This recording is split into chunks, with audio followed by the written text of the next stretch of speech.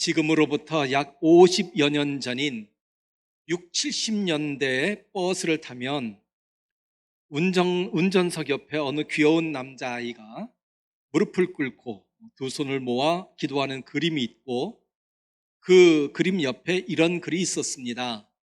오늘도 무사히. 자, 한번 사진을 보실까요? 기억나시죠? 옛날 고리적 사진입니다. 네. 자, 바로 이 그림인데요. 혹시 여러분은 이 그림의 주인공이 누군지를 아세요? 사무엘입니다. 사무엘. 정말 사무엘이 이렇게 생겼는지는 아무도 모릅니다. 화가가 자기 생각대로 그린 거니까요. 저는 이 그림 때문에 사무엘 그러면 언제나 이 어린 소년의 모습이 자동적으로 떠올라요. 그런데 오늘 본문 보니까 벌써 사무엘이 늙었고 아들들까지 있네요. 시간 참 빨리 흘러요. 그죠? 우리가 작년 12월 첫째 주에 사무엘상을 시작을 하면서 그때 사무엘이 태어난 내용을 다뤘는데, 오늘이 2월 말이니까 불과 석 달 만에 사무엘이 노인이 되었습니다. 성경에 보면 사무엘이 어렸을 때 엘리 제사장 집안에서 이 말, 하나님의 진노를 전해준 것 외에는 사무엘이 어떻게 성장했다는 내용이 없고, 다만 3장 19절에 사무엘의 말이 하나도 땅에 떨어지지 않았다, 이 내용, 그리고 4장 1절에 사무엘의 말이 온 이스라엘에 전파되었다, 이 모든 이것이 사무엘에 관한 전부입니다. 그러다가 지난주에 말씀드린 7장에서 사무엘이 드디어 전면에 등장을 하지요. 그래서 블레셋의 공격을 받은 이스라엘 백성을 위해 하나님께 기도한 내용, 우리가 지난주에 배웠습니다. 그리고는 본격적으로 오늘 우리가 다룰 사무엘상 8장부터 사무엘의 사역이 시작이 되는데, 그의 인생 말년까지 정말 많은 일을 합니다. 자, 이제 본문을 보겠습니다. 1절에 보니까 사무엘이 늙었고 그에게 아들들이 있었다 했습니다. 사무엘의 아내가 누구이며 언제 어떻게 결혼했는지에 관해서 성경은 아무런 언급을 하지 않습니다. 침묵을 합니다. 하지만 그의 아들들에 관해서는 비교적 짧게 언급을 해요. 사무엘의 첫째 아들은 여호와는 하나님이시다 라는 뜻의 요엘, 둘째는 여호와는 아버지라는 뜻의 아비야인데요, 모두 다 영적인 이름이죠. 2절에 보니까 브엘세바에서 사무엘이 자기의 두 아들을 사사로 삼습니다.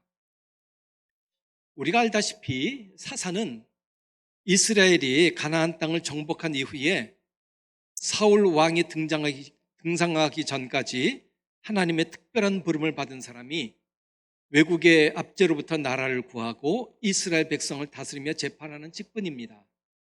따라서 사사는 왕이나 제사장처럼 세습되는 게 아닙니다.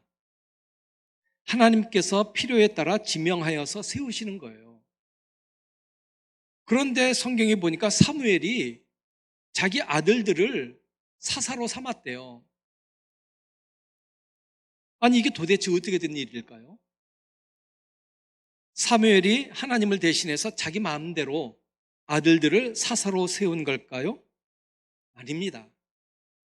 여기 사사가 되었다라는 것은 사사가 세습되는 게 아니기 때문에 사무엘이 자기 아들들을 정식 사사로 삼은 게 아니고 자신을 보조하는 보조자로 세웠다란 뜻이에요.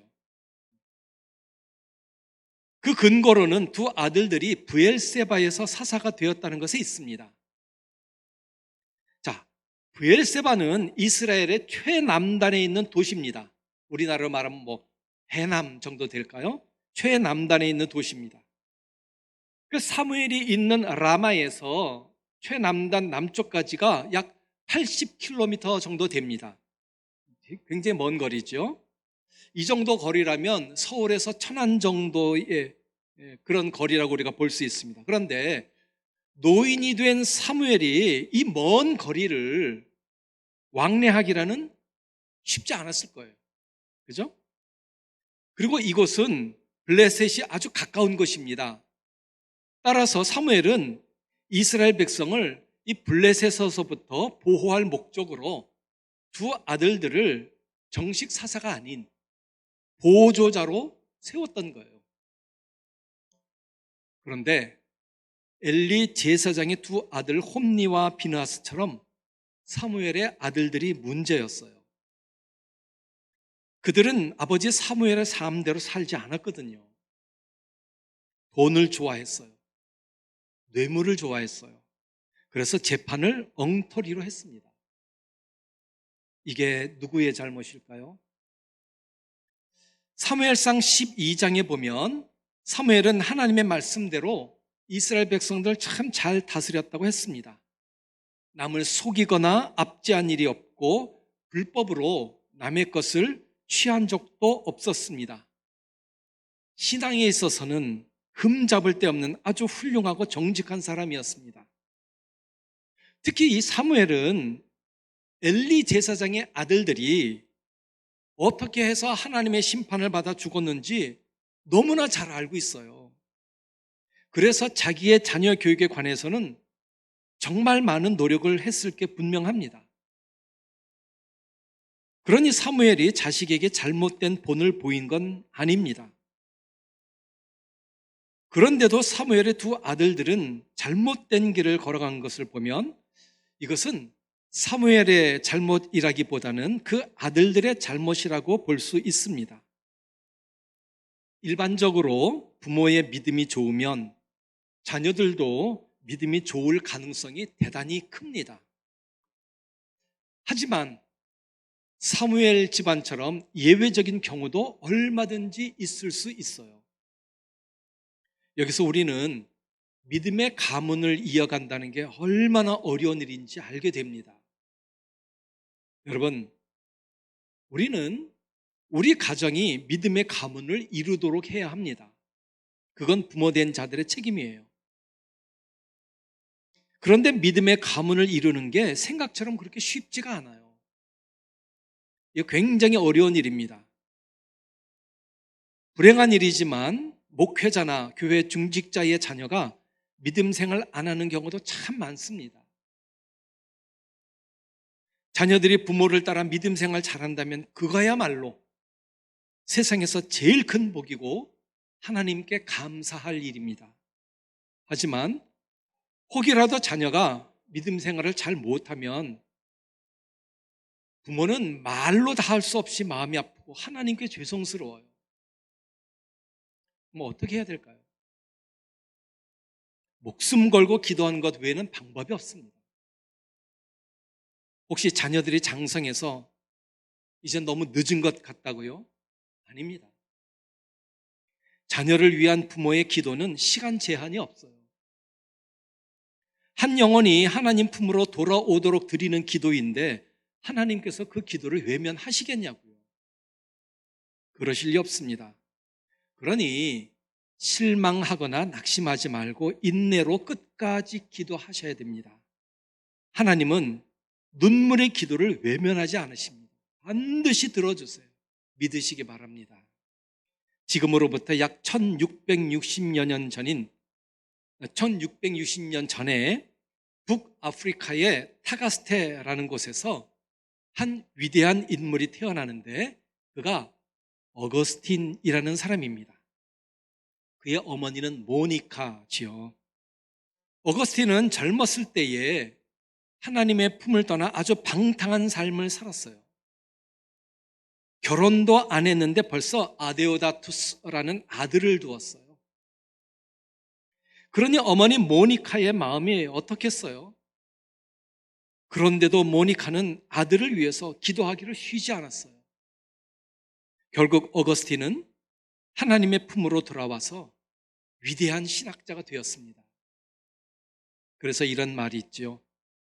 어머니의 기도는 망하는 법이 없다. 따라합시다. 어머니의 기도는 망하는 법이 없다. 맞아요. 세상에서 가장 강력한 기도는 어머니의 기도예요. 우리 복음성 하나 부를 건데요. 기도할 수 있는데 왜 걱정하십니까? 이런 복음성가 여러분 잘 아시죠? 옛날에 아주 많이 불렀던 거예요. 우리 이 시간 한번 불러봅시다. 기도할 수 있는데 왜 걱정하십니까? 기도하면서 왜 염려하십니까?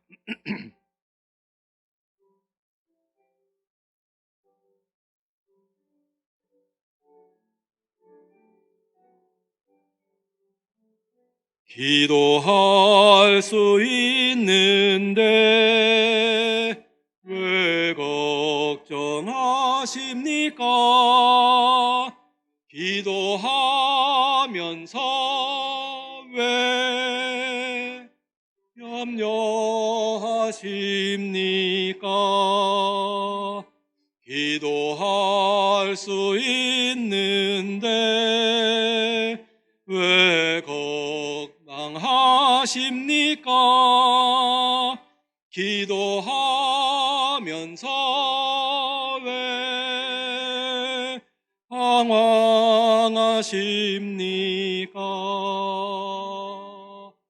주님 앞에 무릎 꿇고 간구해 보세요. 마음을 정결하게 뜻을 다하여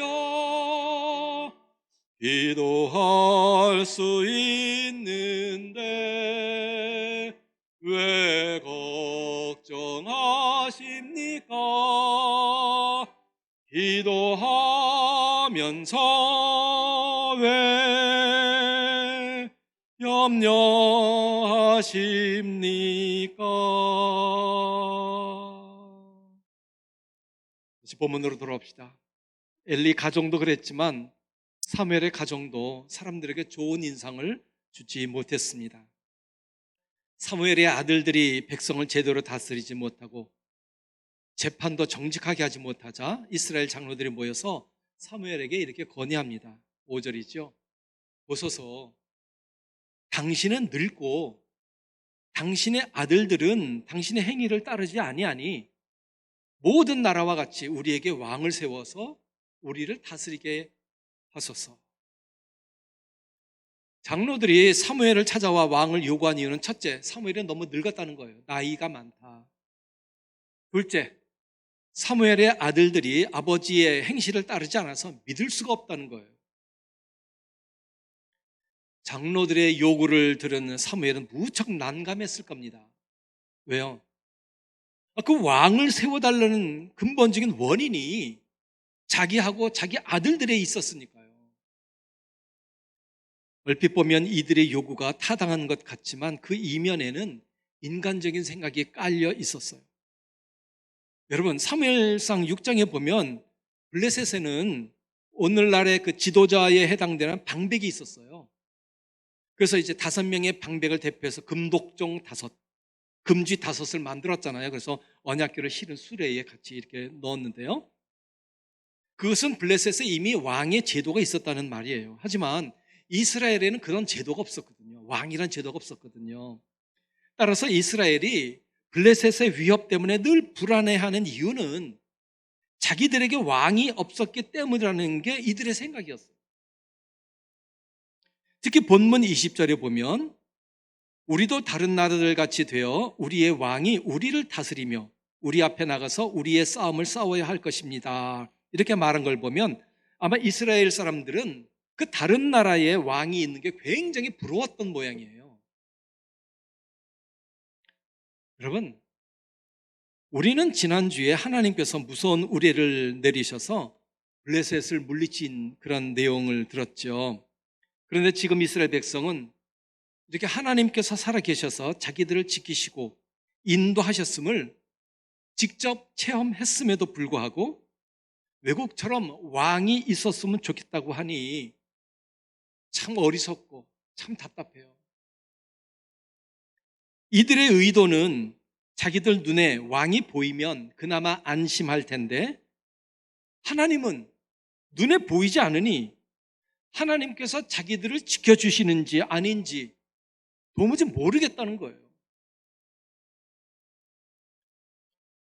이스라엘 사람들은 하나님께서 자기들과 함께 하신다는 믿음이 없었습니다. 그들이 가진 치명적인 실수가 뭐냐? 하나님께서 친히 이스라엘을 다스리시고 외국의 위협에서부터 보호해 주시며 이기게 하신다는 그 사실을 자기들이 직접 눈으로 확인했음에도 불구하고 그 믿음을 간직하지 못했습니다. 위기만 지나면 여지없이 불신앙으로 돌아가서 인간적인 방법을 동원해 살기를 마련하려고 했어요. 아마 다른 나라의 왕은 휘황찬란한 복장을 하고 군인들을 거느리며 전쟁에 나서는데 이스라엘은 왕이 없었으니 전쟁할 때 보면 자기들 보기에도 스스로 초라해 보였던 모양이에요. 적군은 왕이 있어서 나가자 이러는데 자기네도 없는 거예요. 그러니 뭔가 좀 눈으로 보이는 근사한 게 있었으면 좋겠다 이런 생각을 했던 거죠. 본문 6절에 보니까 사무엘은 눈에 보이지 않는 하나님이 다스리는 것보다 눈에 보이는 왕이 다스리는 게 더 좋겠다는 장로들의 요구를 기뻐하지 않았습니다. 그래서 이렇게 기도합니다. 하나님, 이 백성이 왕을 세워달라고 요구합니다. 어떻게 하면 좋겠습니까? 사무엘의 기도에 하나님께서 말씀하십니다. 백성이 너에게 한 말 다 들어라. 하지만 분명히 알아라. 그들이 말로는 너를 버린 것 같지만 사실은 나를 버린 거다. 그들은 내가 자기들의 왕이 되는 걸 싫어하기 때문이다. 하나님은 하나님의 다스림을 받는 것보다 인간의 통치를 더 좋아한 이스라엘 사람들의 요구를 기뻐하지 않으셨어요. 그들의 건의를 받아들이도록 하십니다. 그리고는 왕이 다스리는 나라의 법이 어떻게 되는지를 자세히 알도록 하셨어요. 하나님의 말씀을 들은 사무엘은 왕을 요구하는 이스라엘 백성들에게 다음과 같이 충고합니다. 그것이 11절부터 17절까지 이어지는데요. 이 긴 내용을 요약하면 이렇습니다. 첫 번째, 왕은 백성들의 아들들을 전쟁에 내보내는 군인으로 부를 거다. 그리고 딸들은 왕을 위한 여러 가지 일을 하는 종으로 부를 거다.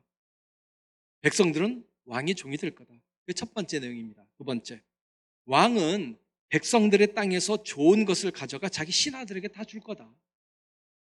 세 번째, 왕은 백성의 재산을 자기 것으로 삼을 거다.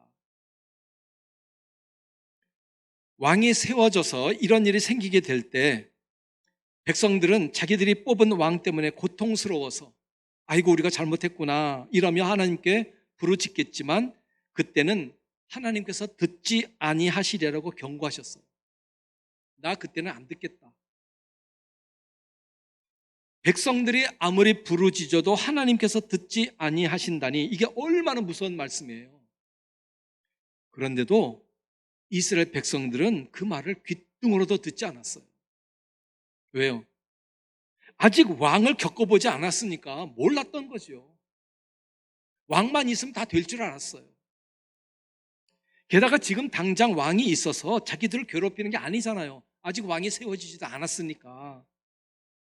그러니까 왕 때문에 자기들에게 어려운 일이 생기는 걸 꿈에도 생각하지 못했던 거죠.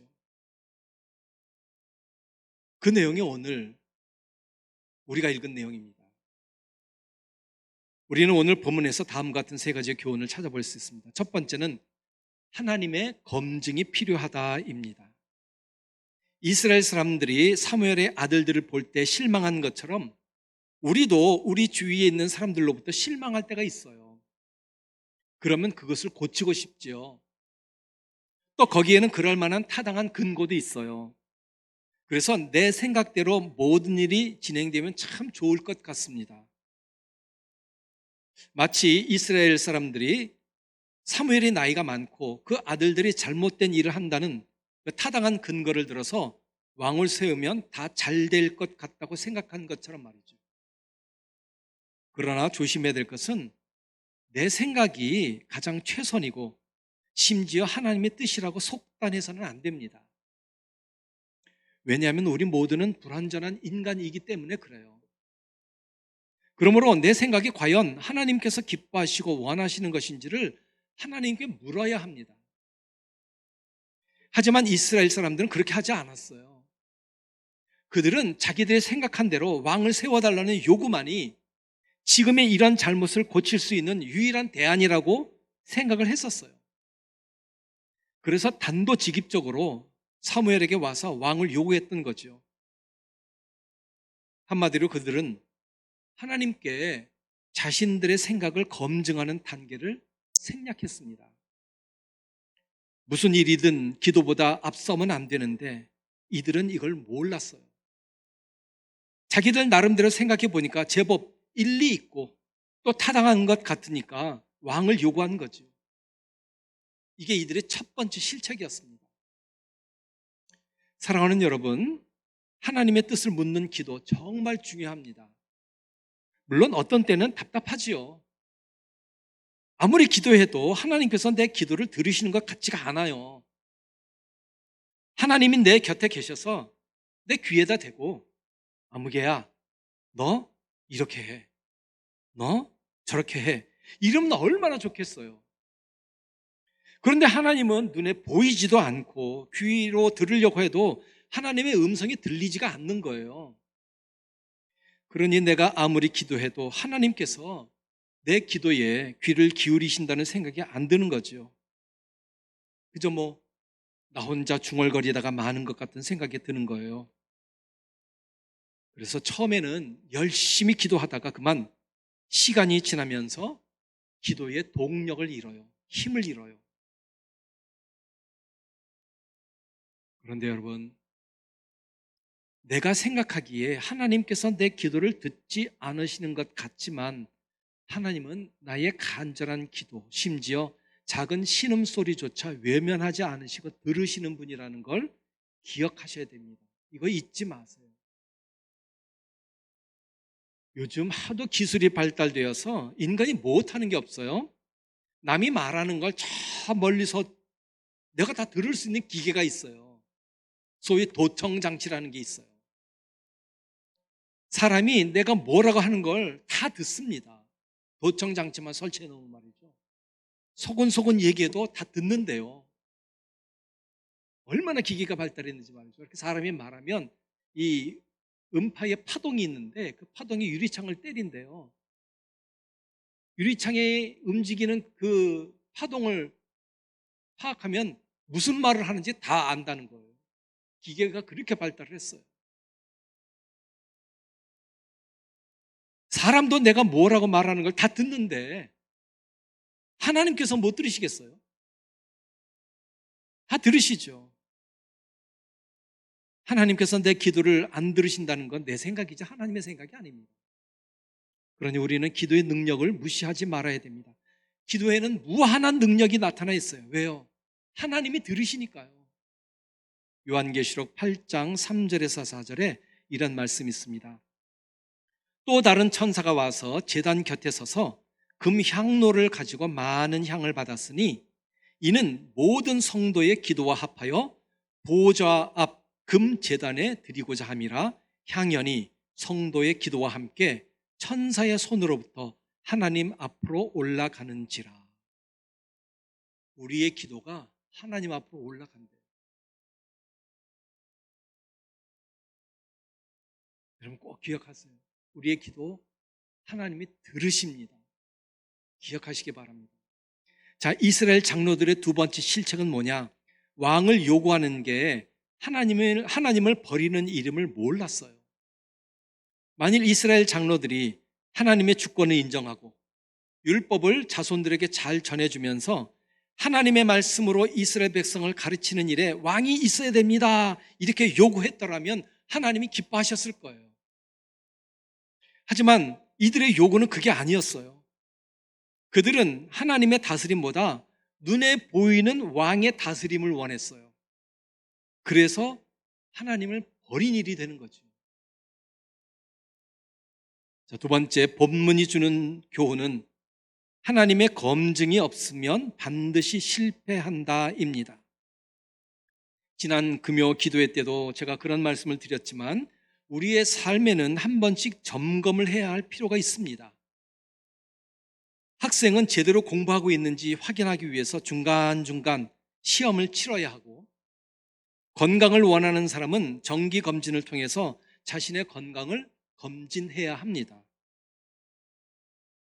건물도 마찬가지죠. 처음에는 튼튼하게 지은 것 같지만 세월이 흐르면서 혹시 약해진 곳은 없는지, 수리해야 할 곳은 없는지 늘 확인해야 합니다. 실제로 하나님은 인간의 요구가 과연 하나님께서 기뻐하시는지를 확인하는 단계를 거치지 않았을 때에 여러 경로를 통해서 하나님의 뜻을 보여주세요. 너희들 확인해야 된다. 확인해야 된다. 이렇게 뜻을 계속해서 보여주세요. 소위 사인을 보내는 거죠. 그럼에도 불구하고 인간이 계속해서 하나님의 뜻을 확인하지 않고 고집을 부리면 하나님은 그 고집을 꺾지 않으세요. 그냥 사람들이 생각하는 대로 하도록 놔두세요.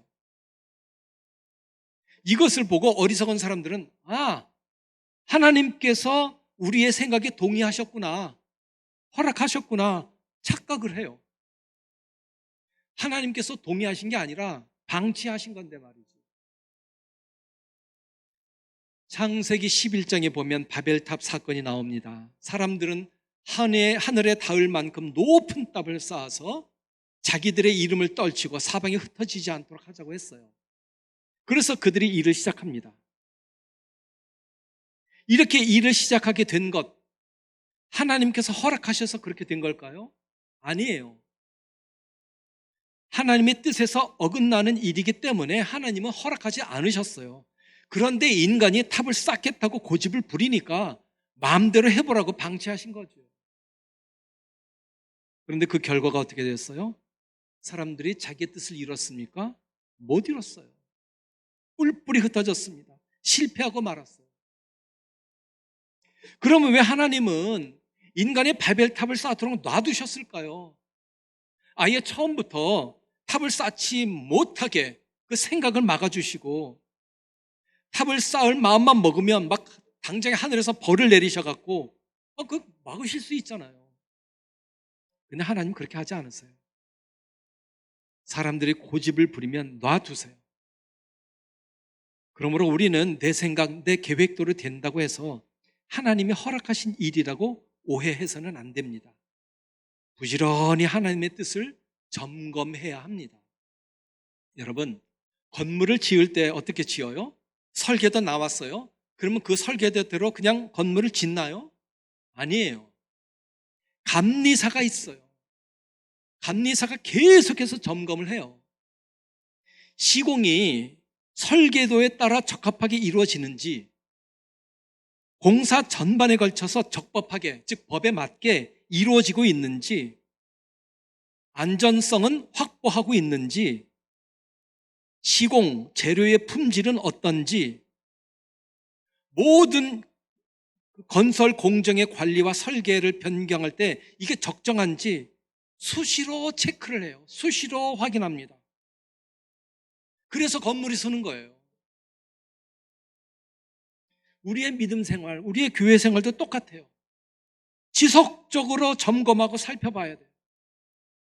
그렇지 않으면 그냥 믿음 생활 잘 하는 것 같다가 실패하게 돼요. 실수하게 돼요. 오늘 본문이 주는 세 번째 교훈은 실패도 복이다입니다. 하나님은 우리에게 하나님의 뜻을 보여주시지만 우리가 하나님의 뜻을 알고도 실행하지 않으면 내 생각대로 하도록 놔두신다고 했죠. 그러면 하나님께서 그렇게 하시는 이유가 뭘까요?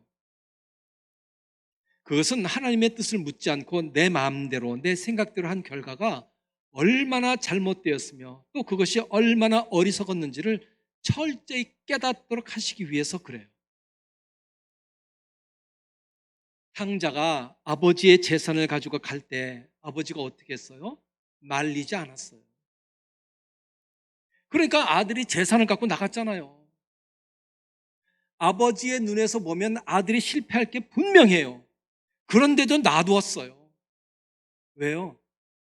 아무리 얘기해도 듣지 않으면 실패를 당해봐야 그제서야 겨우 정신을 차리니까. 그러니 아들이 그 많은 돈을 갖고 나가도 그냥 놔둔 거예요. 마찬가지로 우리의 삶에 있어서 하나님의 생각보다 내 생각이 앞서 나갈 때 하나님은 그것으로부터 우리가 얼마나 쓰라린 패배를 맛보는지 알게 하세요. 실패를 맛보고 나서 하나님께 돌아오면 그때는 두 손 두 발 다 들고 완전히 나 자신을 낮추며 하나님께 그제서야 엎드리는 거예요. 그러니 어찌 보면 실패도 복이지요. 실패해야 정신을 차리니까. 이제 말씀을 마칩니다. 하나님께서 우리가 하는 일을 놔두신다고 해서 그것이 하나님의 허락이라고 생각해서는 안 됩니다. 우리는 언제나 하나님의 일을 할 때에 이것이 내 생각인지 아니면 혹시 내 생각을 하나님의 이름을 빌어서 합리화시키는 것은 아닌지 정확하게 살펴볼 필요가 있습니다. 물론 이런 일은 쉬운 일은 아닙니다. 그러나 쉽지 않다고 해서 불가능한 것도 아니죠. 어른들은 자녀들이 찾아와서 자주 대화하고 무슨 일이든 물어보기를 좋아합니다. 그건 사람만이 아니라 하나님도 마찬가지예요.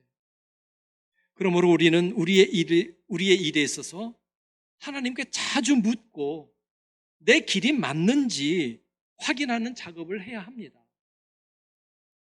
우리가 전혀 알지 못하는 새로운 길을 갈 때에 처음에는 잘 들어선 것 같지만 그렇다고 해서 내가 목적지에 아무런 어려움이 없이 잘 도착하리라는 확신을 할 수 없어요. 왜요? 목적지에 가는 동안에 길이 갈리고 합치고 갈리고 합치고 이러니까요.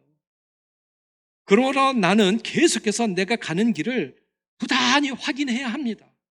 그래야지 목적지에 도착할 수 있어요. 내비게이션이 그렇잖아요. 목적지를 찍어요. 그래 갑니다. 계속해서 얘기해요. 오른쪽으로 가, 왼쪽으로 가라, 서라, 이라. 그거 확인 안 하고 목적지만 찍고 나서 그냥 갑니까? 그렇지 않습니다. 계속해서 확인을 해요. 보고, 듣고 하면서. 그래야 목적지에 도착할 수 있어요. 만일 출발이 좋았다고 해서 무작정 앞으로 가면 된다고 생각하고 갔다가는 목적지와는 전혀 다른 길로 들어설 수 있습니다. 그러면 길을 되짚어 돌아 나오거나 원래 길을 되찾아가는 것 정말 많은 시간이 걸려요. 더 많은 수고를 해야 됩니다. 우리가 하나님의 뜻대로 산다고 하지만 그것이 과연 내 생각인지 아닌지 확인합시다. 그래야 실수하지 않아요. 그것이 하나님을 기쁘시게 하는 일입니다. 오늘 본문을 통해서 우리는 사람의 생각이라는 제목으로 하나님의 말씀을 나누었습니다. 우리는 하늘나라 가기 전까지 언제나 불완전한 사람이라는 생각을 잊지 말아야 합니다. 내가 아무리 바른 생각을 가졌다고 해도 얼마든지 하나님의 생각과 다를 수 있어요. 사실 그런 일은 잘못이 아니에요. 왜? 우리는 신이 아니니까, 인간이니까 얼마든지 잘못 생각할 수 있어요. 우리가 이 세상에 살아갈 때에 내 생각이 하나님의 생각과 같은지 아닌지를 계속적으로 확인하고 혹시 내 생각이 하나님의 생각과 다르다면 빨리 수정을 해서 하나님의 생각에 맞춰야 합니다. 빨리 수정하면 수정할수록 내게 유익이 되고 복이 되지만 수정하는 시간이 늦을수록 나는 불행한 삶을 살 수밖에 없습니다. 아무쪼록 우리 모두 나의 생각이 하나님의 생각과 일치하는지 아닌지를 우리의 일상생활에서 늘 점검해 보고 언제나 내 뜻을 하나님의 뜻에 맞춰서 거기에 따라 사는 복된 삶이 있기를 간절히 바랍니다. 아멘. 기도할게요.